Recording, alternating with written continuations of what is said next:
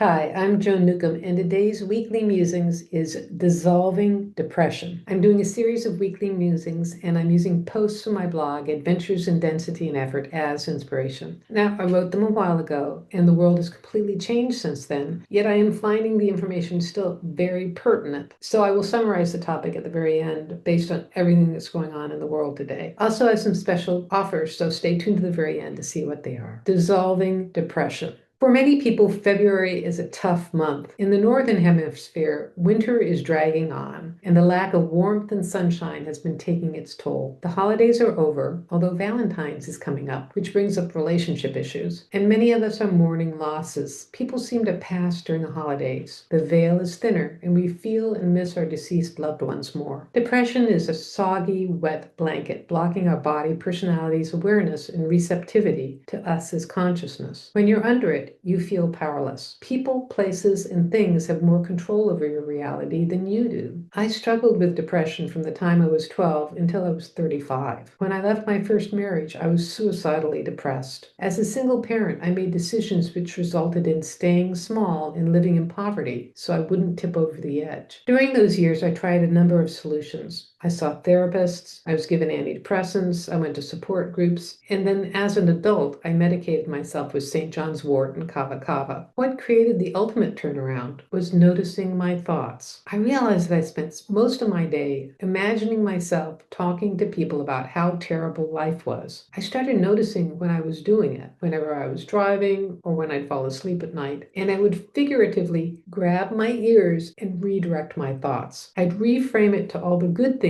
that were happening or set intentions for good things to happen. It was challenging at first, but within 2 weeks, I lifted out of that depression that I hadn't known I was in, that had been going on for years. Now, if you're deeply, darkly depressed, don't try this on your own. Reach out and get help because depression affects and is affected by brain chemistry. And although positive thinking does rewire your brain and creates new neural pathways, you might need initially medical help to get to that point of treating yourself. All of this is ground level stuff, body personality issues. It's the body personality that feels depressed. Consciousness, who you really are as essence, is light. Consciousness is always joyous. You are consciousness. Therefore, your essential self is always happy. Your body personality is how you experience life here on playground Earth. When you're too bogged down in the mud, you feel disconnected to the essence of who you really are. Body personalities are happier when you are in the driver's seat. Meditation helps you clear, anchor, and center. But if you're depressed or in emotional pain, it's impossible to sit still and focus. I found walking and reciting affirmations helpful when I was struggling. Shift your perspective from being the body personality, where things are happening to you, to being consciousness, the creator of your reality. Notice I said creator and not controller. Controlling your reality implies an outside focus and trying to manipulate, change, or even keep your external reality the same. We create our reality from within. Our thoughts create our reality. You can think of them as projections, but I also find them energetic building blocks. The impulse emanates from within. Besides consciously changing your thoughts, here's a simple exercise for dissolving depression. Part one is to imagine a gold sun above your head and bring its sunlight into your body and surround yourself in a bubble of gold. Now, part two is to imagine that same gold energy emanating from within you to the outside and surround yourself with gold that generates from within. Now, you can visualize the color gold or feel it as warm sunshine or imagine it as solar energy to generate your system. You can play with this in different ways. You can imagine a gold grid dissolving depression patterns. You can imagine gold energy blessing your path. So try this for the next 7 days and see what happens. And leave me a comment below when you do. I'd love to read your comments. And I will have to say, I've talked about other frequencies other than gold, but gold is a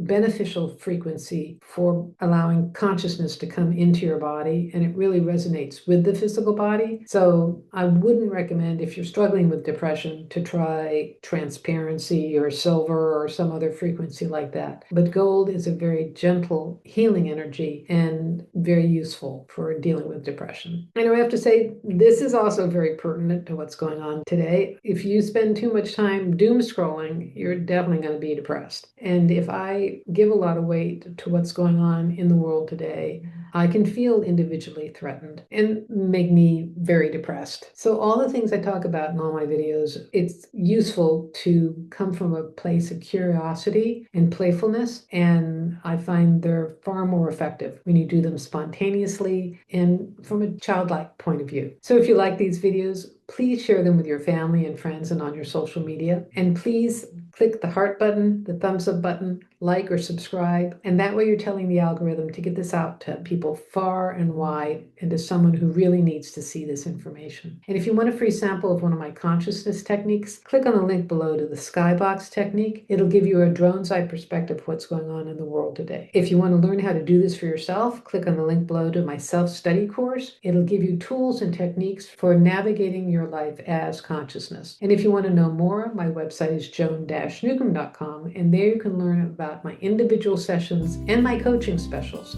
So go to joan-newcomb.com, and I'll see you next week in another Weekly Musings.